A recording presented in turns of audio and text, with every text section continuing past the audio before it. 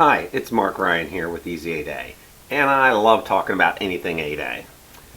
Today I'm going to talk about joint ventures, and in May 27th of 2023, so a couple months ago, the SBA made some updates to the regulations regarding joint ventures, and I've been getting a fair amount of questions about what those changes are and what's going on. So I'm going to address that in this short video. So the first thing they did was change how they're defining the 2-year requirement. So now the 2-year period for a joint venture starts from the date of the first contract award, not the date the joint venture is formed. They went on to clarify that joint ventures may receive awards beyond the 2-year period from the date that they got the first award, so long as they submitted the offer that resulted in the award prior to the 2-year deadline. And they additionally clarified that when you're dealing with an IDIQ or a GWAC, any max, that as long as you were awarded the IDIQ or GWAC or MAC prior to the 2 years, that you can continue to get task orders on that beyond the 2 years. They then got into a little bit of clarification on sole source versus competitive awards into a joint venture, and they clarified that sole source orders are not subject to the 2-year restriction. So you can get a sole source award after the 2 years as well. For competitive 8A procurements, the SBA clarified that they will determine whether the 8A partner to the joint venture is eligible for award, but will not review the joint venture agreement to see if it's compliant. So basically, if it's a competitive award, you just need to make sure that the 8A firm, that you're compliant with your 8A requirements, and therefore the joint venture will be, and they're not going to look at that joint venture or need it to be pre-approved. Next, they got into dealing with multiple joint ventures.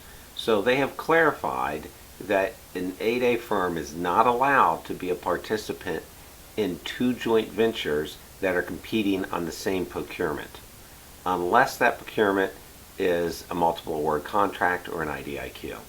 Next, the SBA got into clarifying how you deal with multiple joint ventures between the same 2 entities. And they clarified that you can have multiple joint ventures. So you can have a joint venture for 2 years, and then as soon as that one's at its natural life, its 2 years are over, you can form another one. And they don't really specify, so for another 2 years, can you do a third, a fourth?